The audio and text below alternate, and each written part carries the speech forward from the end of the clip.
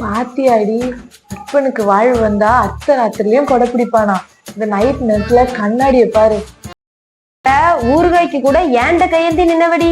ஆனா இப்போ கொஞ்சம் வெள்ளத்தோலா இருக்கான்னு வெளிநாட்டு மாப்பிளையே கிடைச்சிட்டான். அப்படி என்ன கலரு, என்ன விடையா?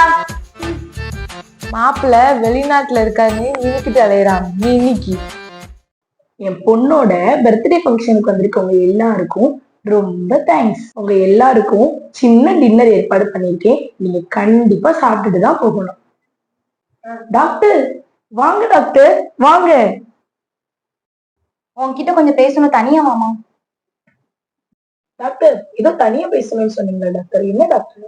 ஆமா ஜெசி, இப்ப ரீசனா நம்ம டெஸ்ட் எடுத்தோம்ல, அதுக்குள்ள ரிப்போர்ட்ஸ் எல்லாம் வந்துச்சு. சொல்றது கொஞ்சம் கஷ்டமா தான் இருக்கு. உங்களுக்கு 2 கிட்னி ஃபெயிலியர் ஆயிட்டு ஜெசி. என்ன டாக்டர் சொல்றீங்க? 2 கிட்னி ஃபெயிலியர் ஆயிட்டா? ஆமா ஜெசி, உங்களுக்கு இமிடியேட்டா சர்ஜரி பண்ணியே ஆகணும். நாளைக்கு மார்னிங் எப்படியாவது வந்து ஹாஸ்பிட்டல் அட்மிட் ஆயிருங்க. சரிங்க doctor. Don't worry Jessie, you will be all right.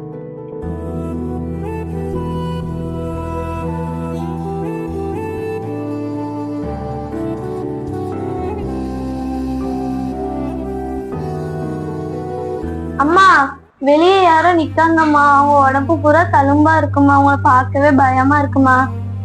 சரி, இவங்களை யாரு வர சொன்னா? சொந்தமே வேண்டாம் தானே தூரமா வந்து நிக்கேன். யாருமா வாங்க? பிச்சைக்காரிமா.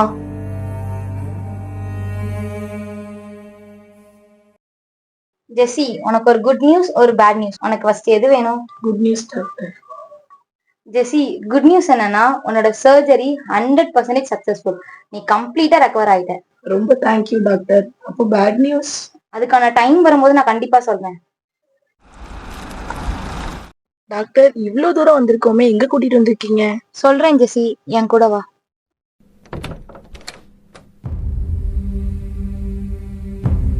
டாக்டர் எங்க ஏன் என்ன கூட்டிட்டு வந்திருக்கீங்க? ஜெசி, உனக்கு ஒரு பேட் நியூஸ் சொல்றேன்னு சொல்லியிருந்தேன்ல. ஆமா, உங்க அம்மா இறந்துட்டாங்க ஜெசி. டாக்டர் இதுதான் டாக்டர் நீங்க சொல்ல வேண்டிய குட் நியூஸே. இது போய் பேட் நியூஸ் சொல்றீங்க? எங்க அம்மாவோட மூஞ்சும் அவங்க உடம்புல இருக்கிற தழும்பும் எனக்கு அதெல்லாம் பார்க்க பிடிக்காம தான் சின்ன வயசுல இருந்தே ஹாஸ்டல்ல போய் விழுந்தேன். அன்னைக்கு கூட என் பொண்ணோட பிறந்த நாளுக்கு அதே மாதிரி வந்து நிக்காங்க. அது நினைக்கும் போதே எனக்கு அசிங்கமா இருக்கு டாக்டர். நிறுத்து ஜெசி.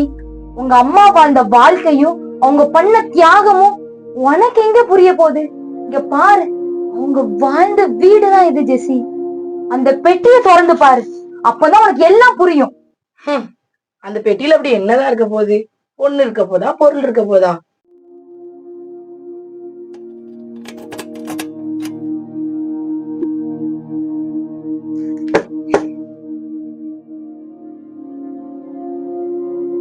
யாரு டாக்டர் இவங்க?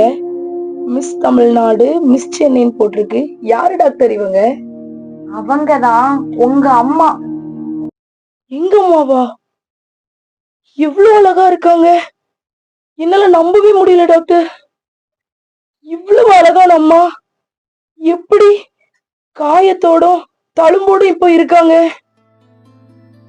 நீ 1 வயசு குழந்தையா இருக்கும் போது உங்க வீட்டுல அவ்வளவு பெரிய தீ விபத்து.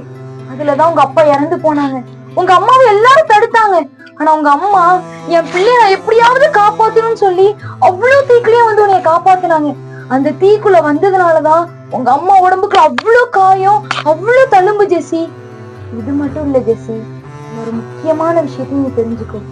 உனக்கு 2 கிட்னி ஃபெயிலியர்னு தெரிஞ்சு தன்னோட கிட்னிய உனக்கு கொடுத்து உன்னை காப்பாத்தினவங்க இன்னைக்கு இறந்து போயிட்டாங்க ஜெசி.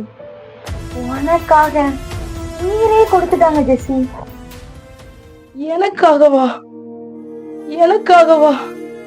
அவங்கள வெறுத்து ஒதுக்கி அவங்க வேண்டான்னு சொன்ன போதிலும் எனக்காக எங்க அம்மா உயிரையே கொடுத்திருக்காங்க. ஆனா எங்க அம்மாக்காக நான் ஒண்ணுமே செய்யலையே. அம்மா, அம்மா.